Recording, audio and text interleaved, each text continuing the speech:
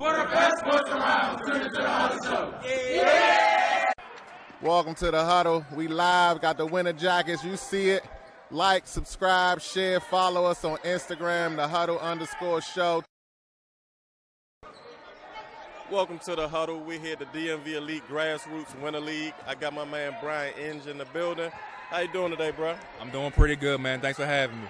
Absolutely, man. So before we get into the conversation about DMV Elite and what you do with the program, give us a little history about yourself.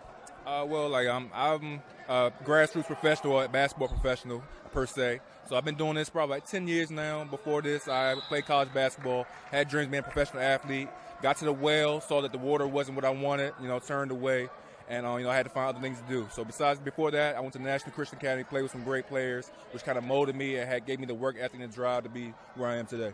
All right, so I got a question right there. Y'all had a very dynamic group. Lethal Shoot, a lot of kids came out of that program that year y'all was there.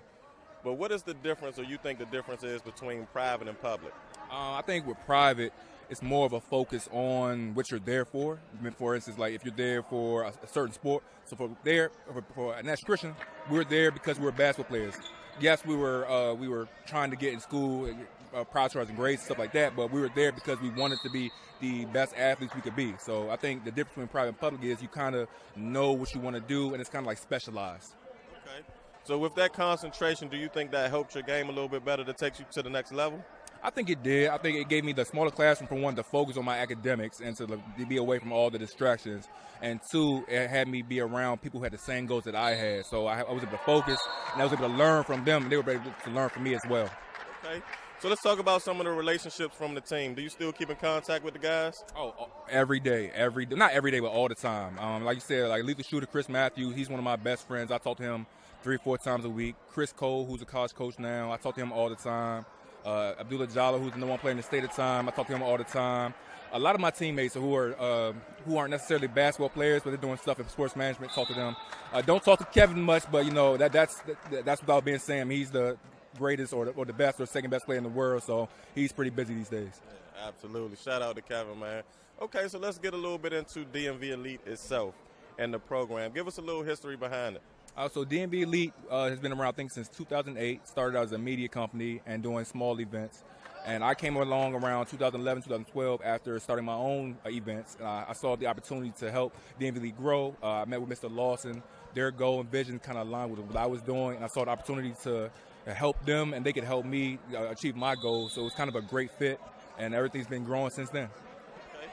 So your title is the Director of Events? I'm the Director of Events. And you put on a great events right here with the grassroots, what we're doing now. So give us a little bit of history behind the Winter League as well. So this is actually the first Winter League we've done, but I've done. They've done one in the last, I think, 2 years ago. So we're trying to bring it back to reestablish our imprint with the grassroots basketball because they are the future. Before that, I was doing a lot of, fall leagues, spring leagues, AAU tournaments, things of that nature. Showcase events, training events. The DMV Elite 80, one of our bigger events, things like that. So starting to grow, continue to grow, and just build on those. So what is the goal behind DMV Elite? Are they trying, like you said, the showcase? Are the kids actually getting looks at the showcases, or some of the coaches coming out? Yeah, so we have an event coming up called the Unsigned Senior event where, of course, we're trying to help kids, get to that next level. So, like DMV Elite 80, we have a lot of national scouts come out who evaluate the kids, see their progress, and see how they're developing. And then we have Division II, Division III, and junior college coaches who can actually come out and offer scholarships. So it kind of works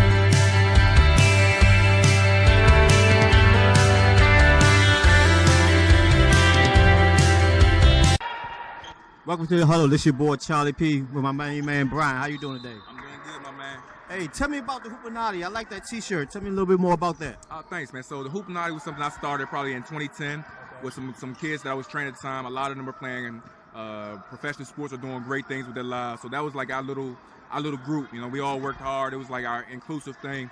And people used to ask me, you know, what do you guys do? Like, if you know, you know. You know what I'm saying? It's something that, it's a secret society. And from that, you know, it was, at that time, everyone was obsessed with the Illuminati. So we just played on words, called ourselves the Hoopinati.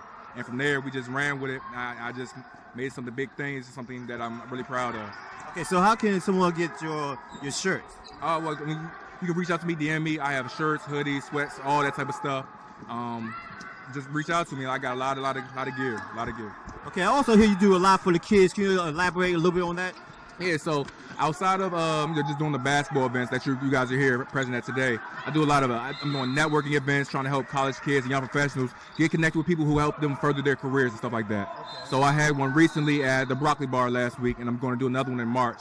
And like I said, the main premise is to help people, you know, get in contact with people like yourselves, you know, saying, who have ideas and visions and just don't really know how they're going to get to where they want to get, and just trying to put them in front of the right people and things of that nature. Okay, great question, great. Here's a question for you. It's the second day of February, which is Black History Month. What do you think about this month? Oh, man, my first thought is, man, like, it shouldn't just be a month. It should be, you know, a year. We should be proud of our heritage, where we came from.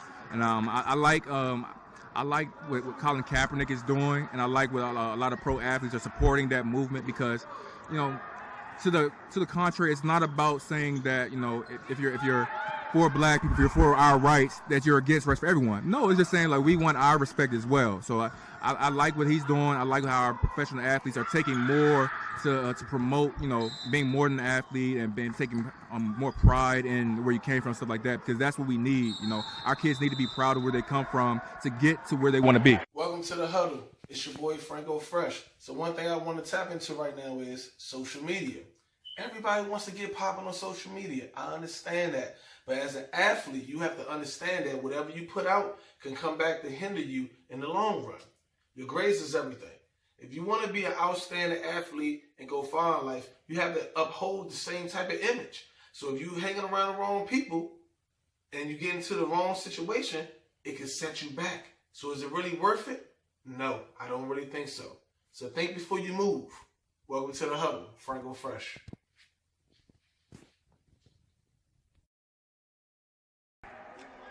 Welcome back to the Huddle. We got Brian. We about to get in this hot seat. Brian, you ready? I'm ready, man. I'm ready. All right, so here we go. Wizards, John Wall, should they trade him? Trade him.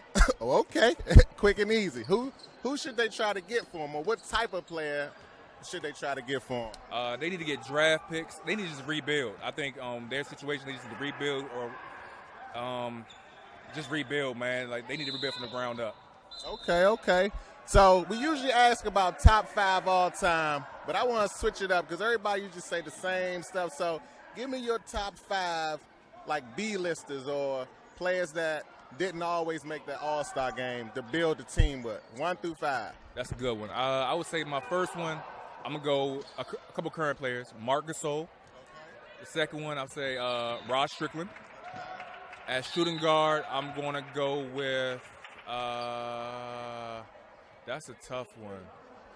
I think I'm going to we'll skip that one. At small forward, power forward, I'm going to go with Lamar Odom. Okay, I like that. At small forward, I'm going to go with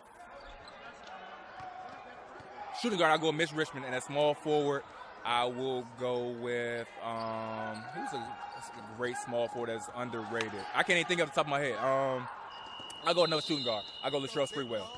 Oh, yeah, I go with Glenn Ross. He was a cookbook. Yeah. All right, so we're gonna switch it.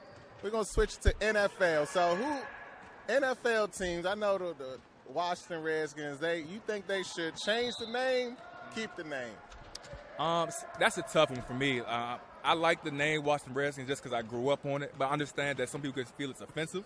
So that's a tough. I'm on the fence with that one. Like I would say keep the name just for like what it means. But if I definitely understand how people say that it's offensive, and if it is that offensive to that many people, I'll say change it. But like I said, I'm on the fence with that one. Now, should they stay in Landover or should they move back to the city? I think they should. I think they should move to the city, and I think the Wizards should move to PG County. Okay, mad at that. So we had this talk about Dirk Nowitzki, Karl Malone. Who's the better power forward to you?